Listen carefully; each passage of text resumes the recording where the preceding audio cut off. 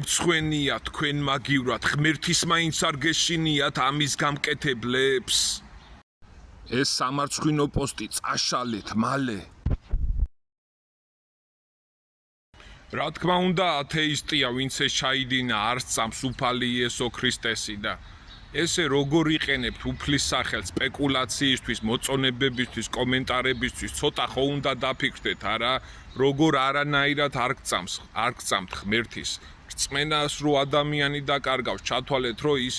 აი ვერ ცხოვრობს, არ ცხოვრობს, არ იცის რა არის ცხოვრება, ურჯულოა, ურწმუნო არის და რა იმედით ცხოვრობთ, ან როგორ ცხოვრობთ, მართლა მაინტერესებთ ამის ჩამდენები, ამის გამკეთებლები, ეს არის ვანდალიზმი, საზიზღრობა, სისაძაგლე, უფლის სახელი უნდა დაიცვა პირიქით და უფლის სახელის უნდა ირწმუნო, ეკლესიაში იარო, პირჯვარი გადაიწერო, არა თუ მსგავსი უაზრო კომენტარები დაწერო და მსგავსი უაზრო კომენტარი დაადო უფლის სახელს, უფლის სიტყვას, დიდება უფალს.